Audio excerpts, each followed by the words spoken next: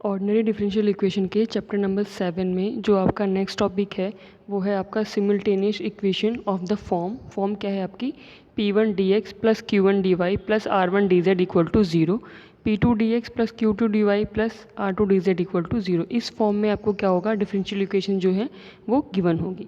यहाँ पे आप इस चीज़ को समझिएगा कि जब भी आपको इस तरीके की फॉर्म में, मतलब यहाँ पे आपको जो फॉर्म ऑफ द क्वेश्चन होगा उसमें क्या होगा कि आपको चीज़ें इस तरह से दी होंगी, dx upon something function equal to dy upon something function equal to dz upon something कोई फंक्शन आपको दिया होगा एक्स वाई जेड में, और वहाँ से आपको उस सिमिल्टेनियस इक्वेशन का क्या करना है, सोल्यूशन निकालना है। तो इसके लिए देखिए सिंपली आपको करना क्या होगा कि आप एक फॉर्मेट बनाएंगे। इस तरीके का फॉर्मेट आपको बनाना है कि आपका डिनोमिनेटर जो है वो 0 हो जाए, और फिर जो आपका न्यूमरेटर में जो टर्म आपका बचेगा उसको इंटीग्रेट करके आप क्या कर सकते हो, सोल्यूशन निकाल सकते हो। या आप तीन इक्वलिटीज़ में आपको टर्म्स दिए हैं, आप उसको क्या कर सकते हो, कंपेयर करके भी वहाँ से चीज़ों को सॉल्व करके निकाल सकते हो। आप इसमें देखिएगा जनरली आप एग्जांपल से ही समझेंगे कि कैसे ये आपका सॉल्व होगा। फर्स्ट देखो आपको दिया है सॉल्व द सिमिल्टेनियस इक्वेशन, क्या दिया हुआ है आपको, a dx b minus C Y Z equal to B D Y C minus A Z X, फिर क्या दिया है C D Z A minus B X Y दिया हुआ है। आपको ये टर्म्स दी हुई हैं। अब आप इसमें देखो कि सिंपली अगर मैं क्या करती हूँ कि एक इसमें आपने फर्स्ट में आपने x का मल्टीप्लाई कर दिया, सेकंड में आपने y का मल्टीप्लाई कर दिया, थर्ड में क्या कर दिया आपने z का मल्टीप्लाई कर दिया, और तीनों को आपने क्या कर दिया, प्लस कर दिया। सब में आपने x y z का, पहले में x, दूसरे में y, तीसरे में z का मल्टीप्लाई किया, और तीनों को अगर आप प्लस कर देते हैं तो आप देखिएगा यहाँ पे कि पहले मेरा क्या हो गया, ax dx हो गया, by dy हो गया, cz dz हो गया। यहाँ पे क्या हो गया मेरा b minus C X Y Z, यहाँ पे क्या हो गया c minus A X Y Z, यहाँ पे क्या हो जाएगा a minus B X Y Z. X Y Z अगर आपने कॉमन ले लिया, अंदर क्या बचेगा b minus C plus C minus A plus A minus B. सारी टर्म आपकी कैंसिल हो जाएंगे। डिनोमिनेटर में क्या आ गया आपका, सिंपली देखिए 0 आ गया। जैसे ही आपका डिनोमिनेटर में 0 आएगा, जो भी आपकी न्यूमरेटर में टर्म है उसको क्या कर देंगे आप, डिफरेंट इंटीग्रेट कर देंगे। इसमें आप देखिए क्या होगा, ए एक्स है तो आपका इंटीग्रेट करने पे A X square by two, B Y square by two plus C Y Z square by two, ये क्या आ गया आपका, एक आपका जनरल सोल्यूशन आ गया। अब जैसे ही आपका ये फर्स्ट सोल्यूशन आया, अब इसके बाद आपको क्या करना है, इसके अंदर आपके दो सोल्यूशंस निकल के आते हैं। ठीक है, सिमिल्टेनियस इक्वेशन के अंदर आपके दो सोल्यूशंस निकल के आते हैं। अब जो आप सेकंड सोल्यूशन निकालेंगे उसमें देखिए इन्होंने क्या किया हुआ है कि again choosing A X B Y and C Z as a multiplier. मतलब अब क्या करना है इन्होंने, पहले हमने क्या किया था, सिर्फ एक्स वाई जेड से मल्टीप्लाई किया था, अब क्या कर दिया इन्होंने, A X B Y C Z से मल्टीप्लाई किया। उसको मल्टीप्लाई करने पे भी आपका क्या होगा, देखो डिनोमिनेटर में सारी की सारी टर्म्स क्या हो जाएंगी आपकी, 0 हो जाएंगी। और फिर जो मेरा न्यूमरेटर में जो बचेगा मैंने उसको सिंपली क्या कर देना है, इंटीग्रेट कर देना है, और मेरा आंसर सॉल्व के आ गया। वो क्या आ गया, A square X square by two plus B square Y square by two plus C square Z square by two equal to आपका क्या आ गया, सी स्क्वायर बाई टू आ गया। तो ये क्या हो जाएगा आपका, सिंपल इसके लिए सॉल्यूशन हो जाएगा।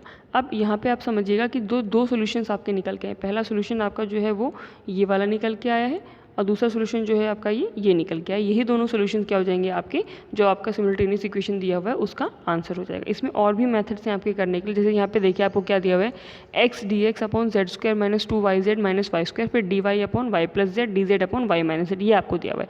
अब आप इसमें देखो सबसे पहले कि अगर मैं इसमें आपको क्या मल्टीप्लाई करना है, ये आपको अपने आप से गेस करना होगा। ऐसा कोई ट्रिक नहीं है यहाँ पे, वो आपको देखना होगा कि ऐसा क्या मल्टीप्लाई करें कि मेरा डिनोमिनेटर क्या हो जाए, 0 हो जाए। तो यहाँ पे आप देखिए X D X D Y D Z आपको दिया है, तो आपने सिंपली क्या किया, Z square minus two Y Z minus Y square है, यहाँ पे क्या है आपका Y plus Z Y minus Z है। ठीक है, अब मैं अगर इसके अंदर वाई का मल्टीप्लाई कर दूँ सेकंड वाले टर्म में, और थर्ड वाले में मैं क्या कर दूँ, जेड का मल्टीप्लाई कर दूँ। इसमें वाई का मल्टीप्लाई, इसमें जेड का मल्टीप्लाई, और इसमें कोई मल्टीप्लाई ना करूँ, और तीनों को क्या कर दूँ मैं, प्लस कर दूँ। तो अब देखिए क्या होगा अगर मैं ऐसा करती हूँ, तो यहाँ पे देखिए क्या है मेरा वाई है, तो ये क्या हो जाएगा मेरा वाई स्क्वायर वाई जेड, यहाँ पे क्या हो जाएगा जेड वाई और जेड स्क्वायर हो जाएगा। इसके बाद तीनों को मैं प्लस कर दूँ, देखिए जेड स्क्वायर से जेड स्क्वायर क्या हो जाएगा कैंसिल, वाई स्क्वायर से वाई स्क्वायर कैंसिल हो जाएगा, और जो यहाँ से आपका टू वाई जेड बच रहा है, यहाँ से जो आपका वाई जेड बच रहा है दोनों को प्लस कर दिया, टू वाई जेड, और यहाँ पे आपका माइनस टू वाई जेड है, वो सारा क्या हो जाएगा आपका कैंसिल, और डिनोमिनेटर क्या आ गया आपका 0 आ गया। फिर आपका X D X Y D Y D Z, आपका जेड डी जेड बचा, आपने उसको फिर से वही इंटीग्रेट कर देना है एक्स के रिस्पेक्ट में, नॉर्मली आपने इंटीग्रेट कर देना है तीनों को, तो आपका जो है वो निकल के यहाँ पे आंसर आ जाएगा। फिर नेक्स्ट आपको दूसरा सोल्यूशन निकालना। अब देखिए जरूरी नहीं कि हर बार हम तीनों को ही लेके करें, हम किसी दो को लेकर भी सॉल्व कर सकते हैं। अब यहाँ पे देखिए क्या किया इन्होंने कि D Y by Y plus Z equal to D Z upon Y minus Z. इसमें क्या किया इन्होंने कि सिंपली क्रॉस मल्टीप्लाई कर दिया, तो क्या हो गया Y minus Z D Y equal to Y plus Z D Z हो गया क्रॉस मल्टीप्लाई करने से। फिर हम क्या करें, क्योंकि हमें इंटीग्रेट करना है तो वाई के साथ डी वाई चाहिए और जेड के साथ डी जेड चाहिए, तो हमने क्या किया वाई डी वाई कर दिया, और देखिए जेड डी जेड कर दिया। अब साथ में हमने क्या किया, X D Y plus Y, जो एक्स के साथ डी वाई था वो और जो वाई के साथ डी जेड था उसको हमने क्या किया, सिंपली एक बार अलग कर लिया। इससे देखिए मेरा क्या होगा, यहाँ पे x नहीं है, z है, हाँ ये z है आपका, z D Y plus Y Z. इसके अब क्या मतलब होगा, आप इसको समझिएगा एक बार के लिए कि अगर मैं लिखती हूँ डिफ्रेंशिएशन ऑफ y इंटू में z तो क्या होगा, आप देखिए y एज इट इज़ अगर मैं इसके साथ करूँगी तो क्या होगा D Z plus z as it is मैं y के साथ करूँगी तो क्या आएगा मेरा dy, मतलब y D Z plus z D Y को मैं क्या लिख सकती हूँ, d इंटू में वाई जेड लिख सकती हूँ। तो यहाँ पे देखिए मैंने सिंपली इसलिए यहाँ पे क्या किया, z D Y plus Y D Z है, इसको मैं क्या लिख दूँगी, डी वाई जेड लिख दूँगी। अब जब मैं इंटीग्रेट करूँगी तो y का integration Y square by 2, z का इंटीग्रेशन z स्क्वायर बाय 2। जब यहाँ पे ऐसा लिखा होगा d इंटू में वाई जेड और मैं अगर d का मतलब डिफ्रेंशिएशन, अगर मैं इसका इंटीग्रेशन कर दूँगी तो क्या होगा, डिफ्रेंशिएशन इंटीग्रेशन मेरा कैंसिल हो जाएगा, सिर्फ मेरा क्या बचेगा, वाई जेड बचेगा और जिसका जो साइन है पॉजिटिव नेगेटिव वो आपने रख दिया और इधर जो आपका जीरो है वहाँ पे एक कांस्टेंट आपका सॉल्व होकर आ जाएगा। तो इस तरीके से आपके देखिए यहाँ पे पहला सोल्यूशन ये आ गया और दूसरा सोल्यूशन क्या आ गया, ये आ गया। यही आपके जो सिमिलटेनियस इक्वेशन के लिए क्या है, सोल्यूशन है। ठीक है, नेक्स्ट आप इसमें देखिएगा, नेक्स्ट जो आपको एग्जाम्पल दिया हुआ है वो क्या दिया हुआ है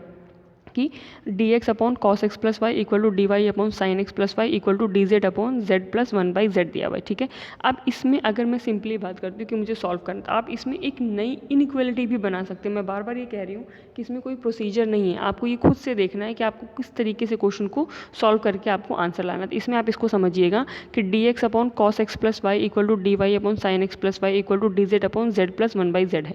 अब आप यहाँ पे जो ये वाली जो आपकी टर्म दी हुई है इसका आपने सिंपल एलसीएम ले लिया तो आपका जेड स्क्वायर प्लस और z आपका क्या चला जाएगा, ऊपर चला जाएगा। तो ये आपका बन गया। अब जो आपकी ये फर्स्ट टू टर्म्स है मैंने इनको क्या किया, एक और इनइक्वालिटी बना दी इसी के अंदर, तीन तो मुझे दी हुई है ये, इसमें मैंने एक और बना दिया, इन दोनों को मैंने क्या कर दिया, प्लस कर दिया। तो D X plus D Y upon क्या हो गया, cos X plus Y plus sine X plus Y हो गया। ठीक है, अब इसके बाद देखिए क्या किया, Z D Z upon Z square plus one और ये जो D X plus D Y upon cos X plus Y plus sine X plus Y इसको मैंने एक साथ कर लिया।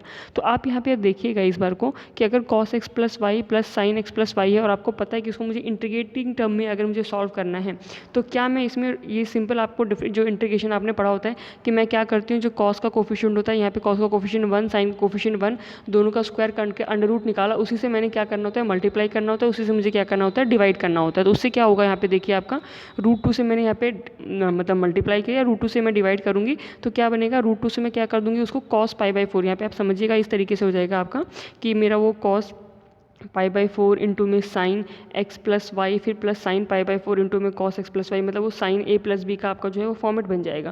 तो इसलिए √2 से मैंने यहाँ पे इस वाली टर्म में क्या करना है, आपने √2 से मल्टीप्लाई और डिवाइड, और जहाँ पे आपने 1/√2 लिखा होगा जो डिवाइड करूँगी आप 1/√2 उसकी जगह पे आपने क्या करना है, कॉस के साथ में साइन π/4 लिख देना और साइन के साथ में कॉस π/4 लिखना है। तो वो आपका साइन ए प्लस बी का फॉर्मूला बन गया। तो यहाँ पे देखिए √2 आपका बाहर का बाहर ही रह गया और अंदर जो है आपका sine X plus Y plus π/4 का क्या बन गया, फॉर्मूला बन गया। और इधर आपका ये हमने क्या कर दिया, 2 से मल्टीप्लाई और डिवाइड कर दिया। वो इसलिए किया कि अगर मैं जेड स्क्वायर प्लस 1 को टी लेती हूँ, आप देखिएगा अगर मैं जेड स्क्वायर प्लस 1 को क्या ले लेती हूँ, टी ले लेती हूँ, तो 2z मेरा क्या हो जाएगा, 2z dz इक्वल टू कितना हो जाएगा, dt हो जाएगा। तो इंटीग्रेशन करने पे मेरा क्या हो जाएगा, 2z dz की जगह पे dt और जो 2 बाहर है वो हो जाएगा 1/t। तो उसका इंटीग्रेशन करोगे तो log t आ जाएगा आपका और log t की वैल्यू आपने क्या पुट करी, जेड स्क्वायर प्लस 1 वो आपने यहाँ पे सिंपल पुट कर देनी है। सिमिलरली यहाँ पर आप देखिए क्या है आपका ये साइन एक्स प्लस वाई π/4 है आपका, साइन 1/sin है, ऊपर जाएगा तो क्या हो जाएगा, cos1 हो जाएगा। cos1 का इंटीग्रेशन आपको पता है क्या होता है, log 10 आपका जो भी log 10x होता है। तो आपने सिंपली यहाँ पे log 10 x/2 करके जो आपका होता है वो आपने कर दिया π/4 के साथ में, प्लस एक कांस्टेंट आपने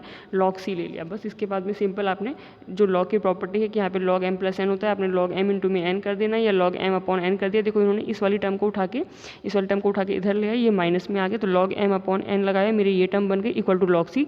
दोनों तरह से log मेरा क्या हो गया, कैंसिल। ये मेरा एक क्या निकल के आ गया, सोल्यूशन निकल के आ गया। अब मैं अगर दूसरा सोल्यूशन निकालना चाहती हूँ तो उसके लिए देखिए इन्होंने क्या किया है, एक बार हमने क्या किया, dx प्लस डी वाई किया, अब हम क्या कर देंगे यहाँ पे dx माइनस डी वाई कर देंगे और दो इनइक्वालिटीज़ बना ली हमने नई।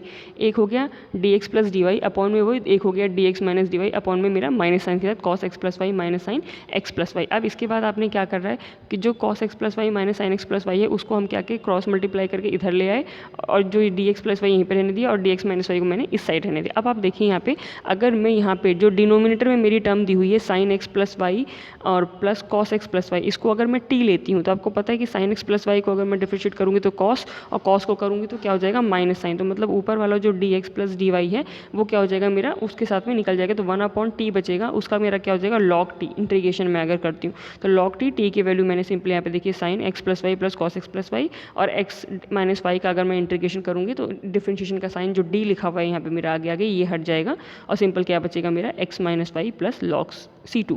अब सेम आपको लॉग वाले टर्म को अगर एक साथ लेना है आप एक साथ ले लीजिए, अदरवाइज आप सिंपली यहाँ पर भी छोड़ सकते हैं, यही आपका क्या हो जाएगा इसका जनरल सोल्यूशन। इसमें आप ध्यान रखिएगा कि ये आपको अपने आप से देखना होगा, अब जो 3-4 क्वेश्चंस को आप प्रैक्टिस करोगे तभी आपको पता चलेगा कि मैं क्या ऐसी टर्म बनाऊँ। कभी आपको डिनोमिनेटर को 0 करके सॉल्व करना पड़ेगा, कभी आप दो नई इनइक्वालिटी बना के क्रॉस मल्टीप्लाई करके एक ऐसी टर्म बनाओगे जिसको इंटीग्रेट करने पर आपका सोल्यूशन ईजिली निकल के आ जाए।